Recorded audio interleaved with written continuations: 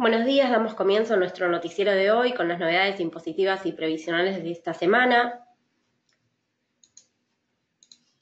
Nuestra agenda para hoy es la resolución de AGIP, la 133 del 2019, la resolución general de AFIP, la 4503, la resolución normativa de Córdoba, la 44 del 2019, la resolución también de Córdoba, la 27 del 2019, la resolución general de AFIP, la 4506, la resolución normativa de ARBA, la 15 del 2019, y también la resolución normativa de ARBA, la 16 del 2016.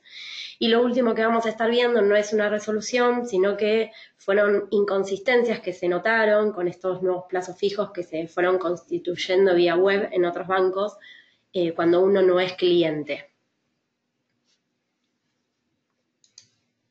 Entonces, para ya comenzar con nuestras noticias, tenemos la primera resolución publicada, que es la que dijimos de AGIP, de CABA, la 133 del 2019. Esta resolución está referida al impuesto de sellos en el caso de compraventa de automóviles 0 kilómetros o sin uso, y también habla del diferimiento para su pago. O sea, de esta forma se difiere hasta el periodo fiscal 2020 el pago del impuesto de sellos correspondiente a las operaciones de compra-venta de automóviles 0 kilómetros o sin uso, cuyo valor resulte igual o inferior a 750.000 pesos, radicados o que se radiquen dentro de la Ciudad Autónoma de Buenos Aires a partir del 12 de junio de este año y hasta el 30 de septiembre. Para ambos casos serían ambas fechas inclusive. Por otro lado, también se faculta a la Dirección General de Rentas establecer el cronograma para el ingreso durante el periodo fiscal 2020 del impuesto diferido. También se dispone que los encargados del Registro Nacional de la Propiedad Automotor y de Créditos Prendarios, intervinientes en las operaciones sobre las cuales se encuentre diferida la fecha de ingreso del impuesto, van a quedar relevados de su obligación de actuar como agentes de recaudación de impuestos de sellos. Pasando a la próxima resolución, la de AFIP, la 4503, tenemos que a través de esta RG, la AFIP implementó el servicio Presentaciones Digitales y de este modo los contribuyentes van a poder realizar en forma electrónica las presentaciones de notas reemplazando el formulario multinota que era confeccionado digitalmente pero que debía ser presentado físicamente en las oficinas de AFIP. Todos los contribuyentes tendrán dado de alta el servicio, con lo cual no hará falta la realización de ningún otro trámite para poder usarlo. Los requisitos para poder acceder a la opción de presentaciones digitales van a tener que tener número de quit o número de quil, contar con clave fiscal con nivel de seguridad 2 o superior y poseer el domicilio fiscal electrónico. La nómina de las presentaciones o comunicaciones respecto de las cuales va a estar disponible el servicio de presentaciones digitales va a ser publicado en el micrositio de presentaciones digitales de la página de AFIP. En una primera etapa, el servicio va a estar disponible exclusivamente para las presentaciones que se enumeran a continuación y que surgen del anexo 1 de la resolución, por lo cual aquellos escritos que no estén comprendidos en este anexo van a tener que seguir usando la vía física de la multinota. En una primera etapa, el servicio va a estar disponible exclusivamente para las presentaciones que se enumeran, como dijimos, en este anexo. Y estas presentaciones van a tener que ser planes de pago, anulaciones, cancelaciones, anticipadas, totales y otras, modificación del estado administrativo de la quit, modalidad de reactivación presencial, cambio fecha de cierre de ejercicio, solicitud de baja de impuestos o regímenes, rechazo por internet, va a tener que ser trámite presencial, ejecuciones fiscales, plan de pago, honorarios. Las presentaciones que se realicen a través de este nuevo servicio no deberán cumplir con las formalidades previstas en la Resolución General 1128, la que establece los requisitos y formalidades de las presentaciones ante la Dirección General Impositiva dependiente de la Administración Federal de Ingresos Públicos. La resolución también aclara que van a estar excluidos de este tipo de trámite aquellas presentaciones que se efectúen a los fines de formular denuncias, las relativas a la sustanciación de sumarios por infracciones formales o materiales, las vinculadas a las vistas de procedimiento de determinación de oficio y las relacionadas con los recursos previstos en la Ley 11.683, que es la Ley de Procedimiento. También excluye aquellas presentaciones relacionadas con impugnaciones planteadas respecto de deudas determinadas por conceptos relativos a los recursos de la Seguridad Social. La obligación de presentar un formulario 206, que es la multinota, o nota en los términos de la Resolución General 1128, establecida en cualquier norma vigente, se considerará cumplida con la realización de las presentaciones digitales, siempre que el trámite en cuestión se encuentre incorporado, como antes habíamos dicho, en el anexo 1. Y por último, la norma establece su vigencia a partir del día de su publicación en el Boletín Oficial, excepto para aquellos contribuyentes inscriptos en jurisdicciones de la Dirección de Operaciones de Grandes Contribuyentes Nacionales. En este caso van a resultar de aplicación para las presentaciones digitales que se efectúen a partir del día 26 de junio de este año.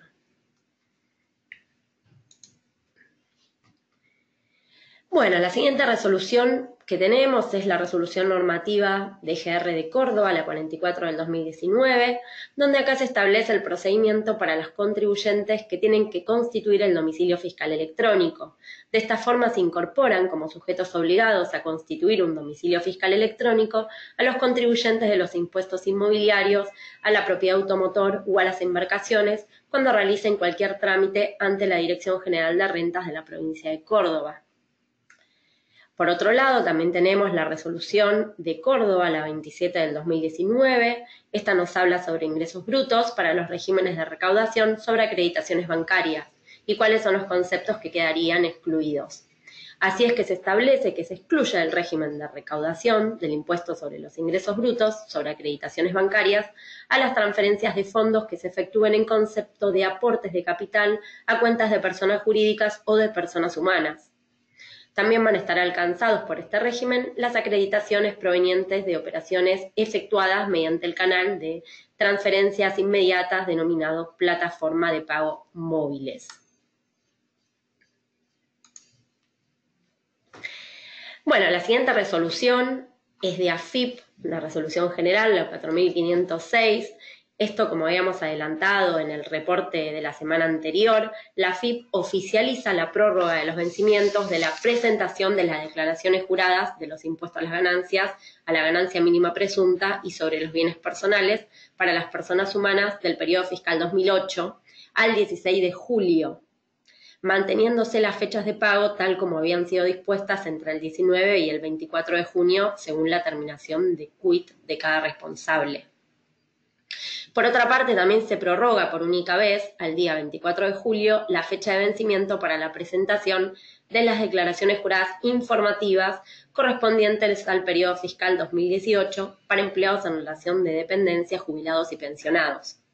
Ahora, si bien la AFIP anunció esta prórroga para las presentaciones de las declaraciones juradas de los impuestos a las ganancias y bienes personales, al 16 de julio la misma resultó ser insuficiente. ¿Por qué? Porque el pago del impuesto debe ser siempre el resultado de la confección de una declaración jurada y no al revés.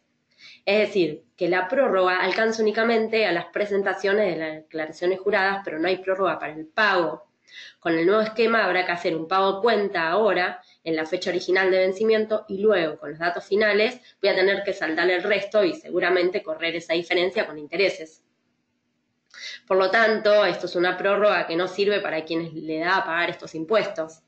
El tema acá es que si uno hace ese pago a cuenta y lo hace por un monto menor, como recién dijimos, y cuando presenta la declaración jurada tiene que abonar un impuesto mayor, hay que ingresar esa diferencia de un pago corriendo intereses del momento en que venció la fecha para pagar hasta el momento en que se hace la presentación de esa declaración jurada. O por el otro lado, si por el contrario se hace una presentación, se hace el pago, mejor dicho, de lo que uno estima pagar de impuesto a las ganancias, y cuando se efectiviza esta declaración jurada posterior a esto, uno se da cuenta de que en realidad se ingresó un impuesto mayor a lo que efectivamente tenía que ingresarse. Entonces, ante esto nos va a quedar un saldo a favor. Este saldo a favor que nos queda, lo vamos a tener que ir descontando, sí, como pagos a cuenta, lo vamos a ir descontando de futuros anticipos, de los que vamos a tener que ir ingresando para impuesto a las ganancias, estamos de acuerdo, pero siempre vamos a tener que poder deducirnos este saldo a favor hasta el tope de lo que nos hubiese correspondido ingresar por cada anticipo. O sea que en definitiva esto terminaría siendo hasta es bastante engorroso por ahí para los contadores tener que determinar un impuesto sin tener una declaración jurada definitiva, por así decirlo, ¿no? Todo un tema. Pero bueno, ya pasando de tema, vamos a tener la resolución normativa de ARBA, la 15 del 2019. Esta habla también sobre ingresos brutos para contribuyentes asociados de cooperativas de trabajo. Se establece que los contribuyentes de impuestos sobre los ingresos brutos que revistan el carácter de asociados de cooperativas de trabajo que desarrollen una única actividad alcanzada por el impuesto y la misma se encuentra exenta, van a quedar exceptuados de cumplir con los deberes formales de inscripción, solicitud de reconocimiento de la exención y presentación de las declaraciones juradas mensuales y anuales.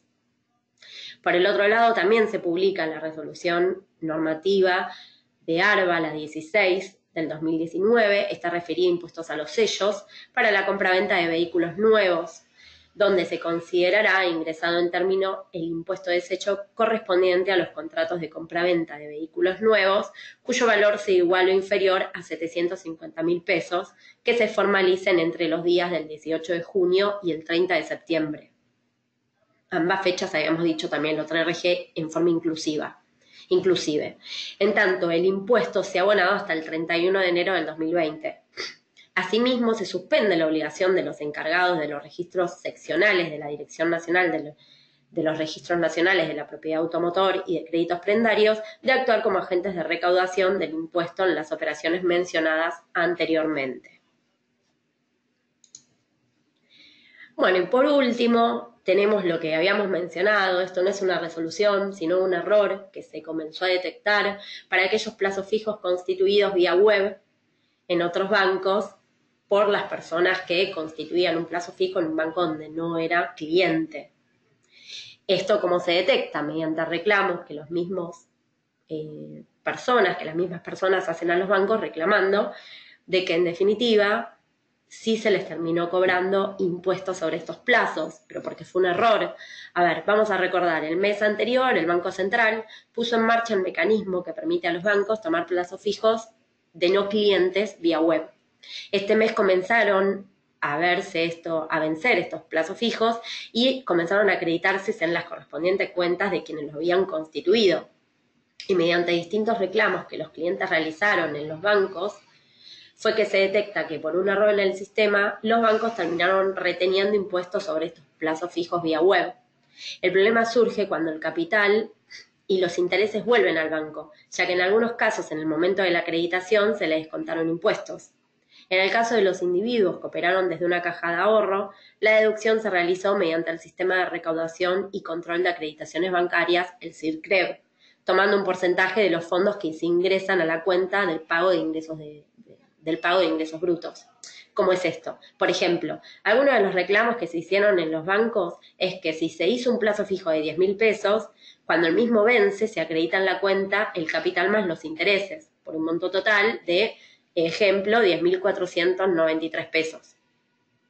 Y al otro día terminó descontándose por esta acreditación 397 pesos en concepto de deducción del CIRCREB por los fondos del plazo fijo proveniente del CREDIM, que es el crédito inmediato. Y si bien, como vemos, no es mucho dinero lo que se retuvo, en definitiva el descuento se termina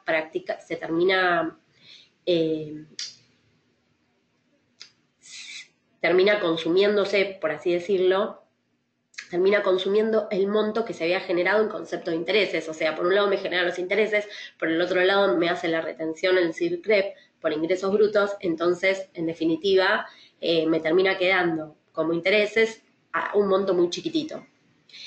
Cuando se inicia la operación, tanto el Banco Central como la AFIP aclararon que estos plazos fijos online para no clientes estaban exentos de todo tipo de tributos.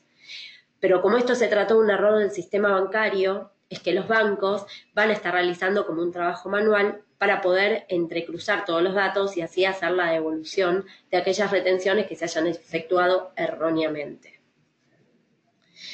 Bueno, hasta acá fueron todas las noticias de esta semana y nos vamos a volver a encontrar como siempre la semana que viene. Muchísimas gracias.